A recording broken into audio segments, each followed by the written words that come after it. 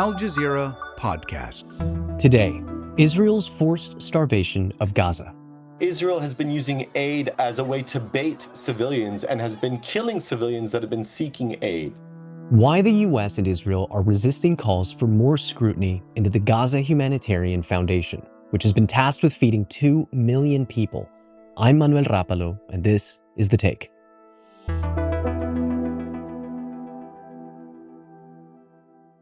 My name is Diana Buttu, and I'm a lawyer. Diana, welcome back to The Take. It's nice to see you. Describe for us what daily survival looks like in Gaza right now. Walk us through sun up to sundown. You know, I think one of the things that people don't really understand is that when a person is starving or being starved, that all of their energy goes into survival mode. And so that means they spend their entire day trying to just find the means to be able to stay alive. And this is what Holocaust scholars have talked about as being one of the elements of genocide. Your daily activities, your entire daily activities focused on just staying alive.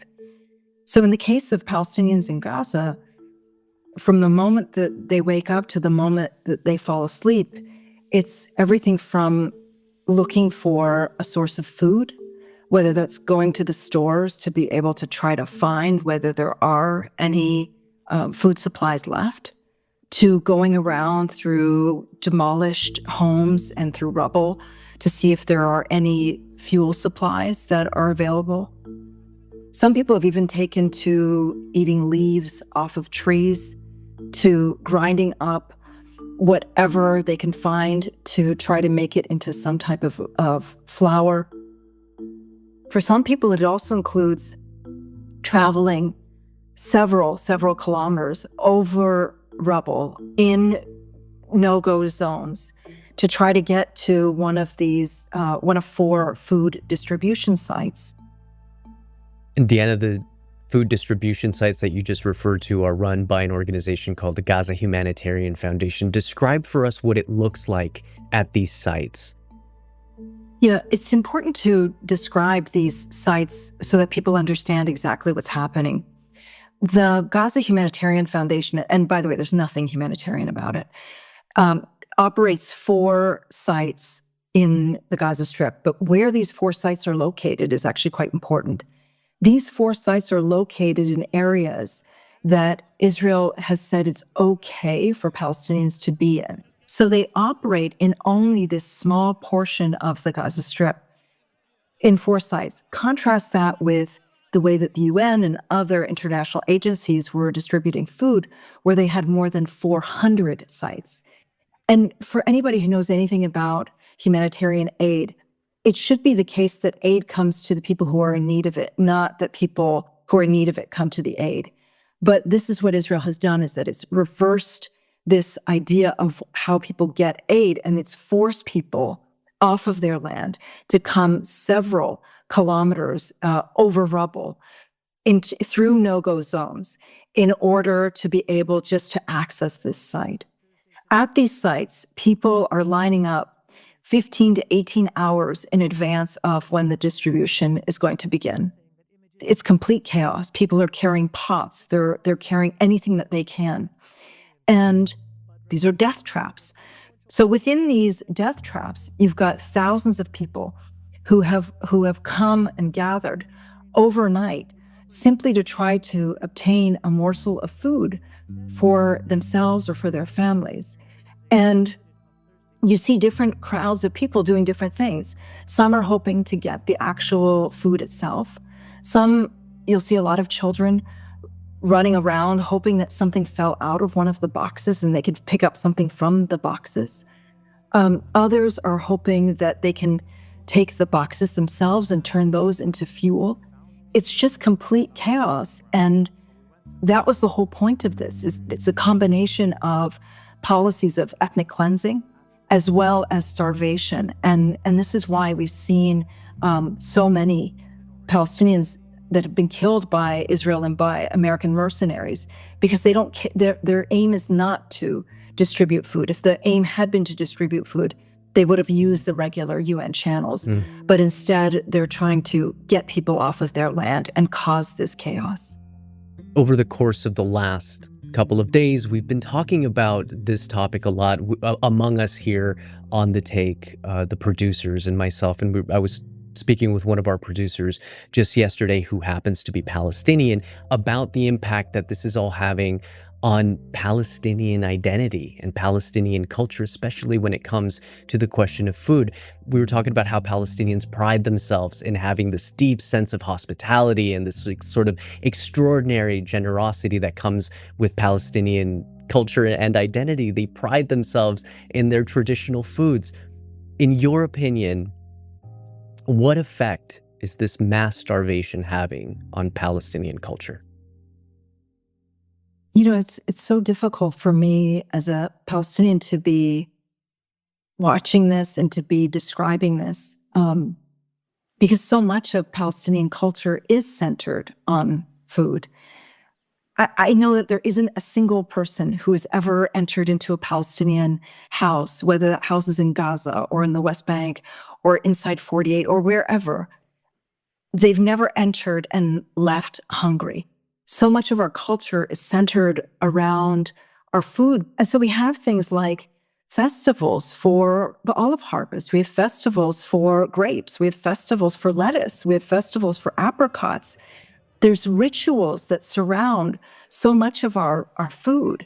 And each and every Palestinian has seared into their minds all of these rituals when it comes to food and love.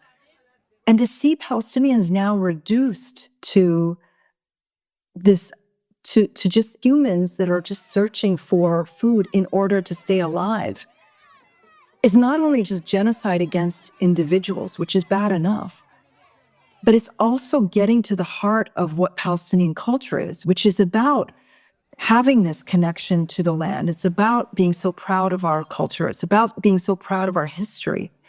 And it's about being so hospitable. And even that has been destroyed by Israel. Diana, let's zoom in on the Gaza Humanitarian Foundation a little bit. This is a group that's based in the U.S. state of Delaware. It was created just this year. The group also hired a private security company that they said would guard the aid, protect it from being stolen. It would also protect the aid distribution sites. The Gaza Humanitarian Foundation is also now the main distributor of food in Gaza, despite widespread reports of chaos, of violence, and of deadly shootings that have occurred at the aid distribution sites themselves. And there have been reports that the security guards working for the group have used live rounds, that they've used tear gas and pepper spray on civilians who are lining up to receive aid. This includes an interview with an ex-security guard that aired on Israel's Channel 12. Never in my entire military career have I been a part of, allowed, or bystander to the use of force against unarmed, innocent civilians. Ever. And I'm not going to do it now. I was standing next to these two women, and this contractor throws this stun grenade, and it lands in between me and them. This thing hit her, and she just drops, just lifeless, collapsed to the ground. It looked like she had been killed. Now, the Gaza Humanitarian Foundation has rejected these claims and dismissed other similar claims as categorically false or inaccurate or blown out of proportion. According to the UN, Israeli forces have killed more than 1,000 Palestinians as they've been trying to access food in Gaza. This is since the Gaza Humanitarian Foundation began its operations in May.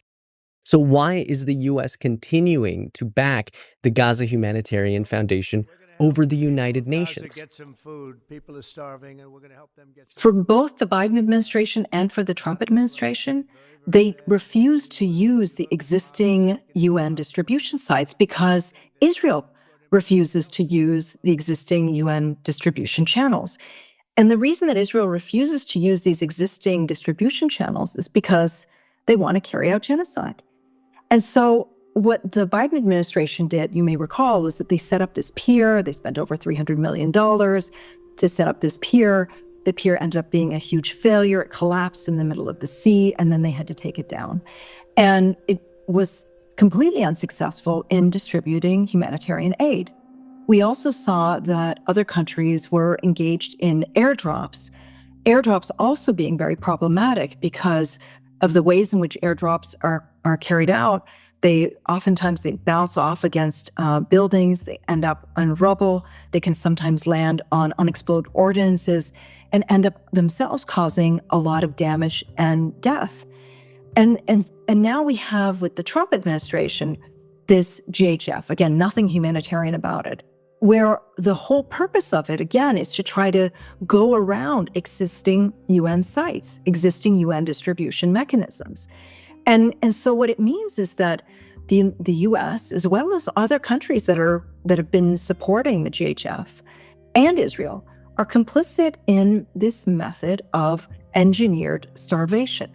They're keeping Palestinians on the brink of starvation. And they're making sure that only a few people are able to get aid, but nobody else. And it just continues to provide cover to look as though they're doing something, when in reality, what they are doing is simply starving Palestinians. And, I think it's important also to keep in mind that Israel has placed the Gaza Strip under a complete and total blockade, which means that there's nothing that can come into the Gaza Strip without Israel searching it, without Israel's permission. That means no country can provide aid. People can't get any aid coming in from the sea. That's completely off limits. There's no airport. There's no seaport. All of the land crossings are controlled by Israel. And when Israel declared on October 2023 that it was blocking all food, fuel, electricity, and water supplies, it meant that it was imposing a system of starvation. Add to that the fact that Israel has bombed so much of the Gaza Strip to smithereens, that the existing food sources that were once there have been completely made toxic. So Palestinians are entirely dependent upon Israel. This isn't a starvation that is related to climate. This is a starvation that's entirely man-made, made by Israel. And it's a starvation policy that's being upheld by the United States. More with Diana after the break. In 2014, Karen Rodriguez was kidnapped by one of Mexico's deadliest cartels. Her mum vowed to hunt them down and bring them to justice.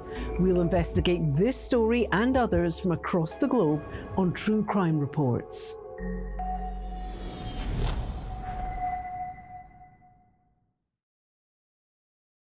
So, Diana, more than 100 Palestinians in Gaza have died of starvation at this point, with the United Nations saying that 1 in 3 people is spending days without having food. How did we get to this point? We got to this point because once Israel declared on October 2023 that it was cutting all food, fuel, water, and electricity supplies to Gaza, that there was no pushback. Nobody was pushing back, and nobody took seriously the claims that Israel made, which is that they said that they were not going to allow food or fuel or water or electricity in. And Israel has made good on its promise. And what's the goal? What's the goal of all of this? The goal is twofold: genocide and ethnic cleansing. It's to get rid of as many Palestinians as possible and to have whoever remains as Palestinians on as little land as possible. This has always been Israel's goal. The only way that they could create a state in the first place on somebody else's territory was through a process of ethnic cleansing.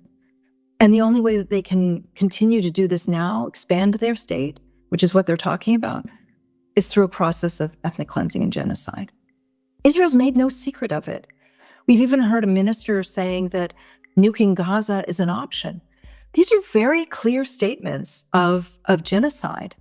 And yet, the world continues to somehow wring its hands, thinking as though it can't do anything when it can. Let's focus on those international mechanisms, because there are more than 130 NGOs at this point and the United Nations that are calling for the UN to regain that authority and control and responsibility of being the ones who are providing the aid distribution to Palestinians in Gaza.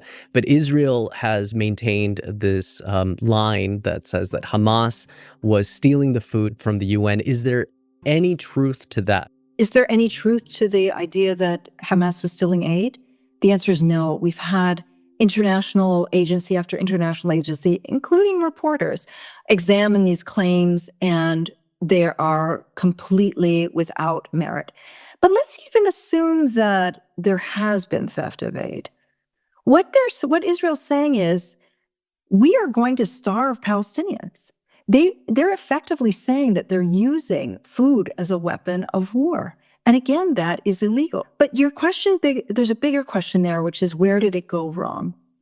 And the answer is that if you look at the way that Israel has been behaving, they've been systematically going after anybody who are the eyes and the ears of the world and questioning what Israel's doing. This is why they've attacked and killed more than 213 Palestinian journalists.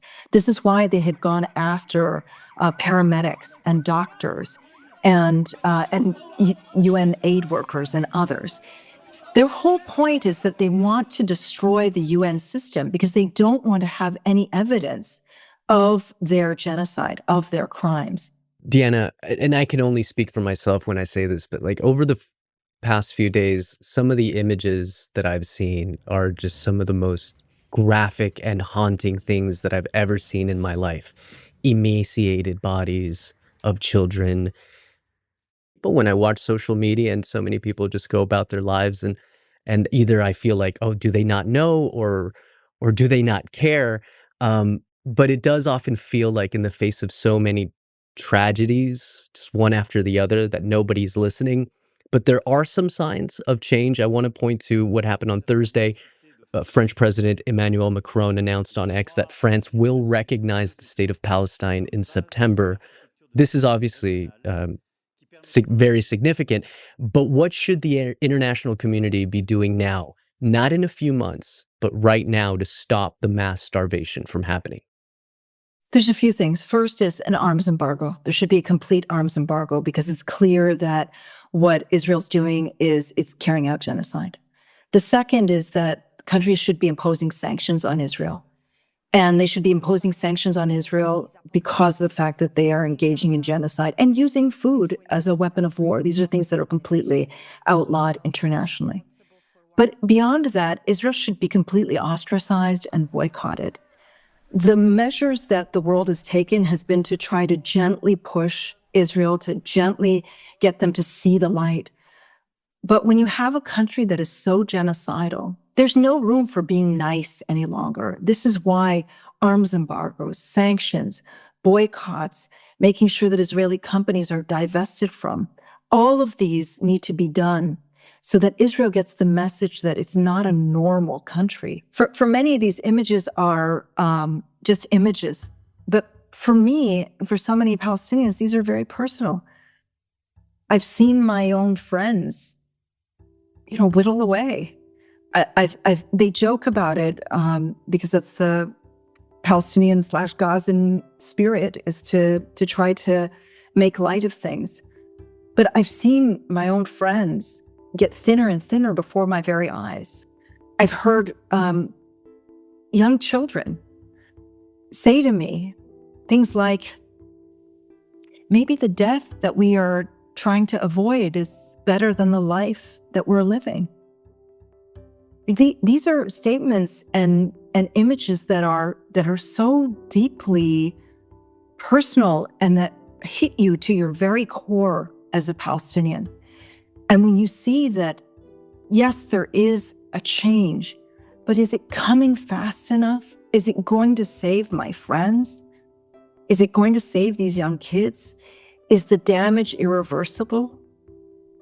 And that's the part that's so frightening for me. That's the part that's so frightening for me. Diana Buttu, human rights attorney, analyst, thank you for being on the show. It's nice to see you. Thanks for joining us on The Take. Thank you. And that's The Take. We'd love to hear your thoughts and questions about today's episode. We'll be following this story, so tell us what else you'd like to know about the food crisis in Gaza. And if you haven't already, make sure to subscribe to the Al Jazeera English channel to get all the latest. It's also a great way to stay connected. I'll see you tomorrow.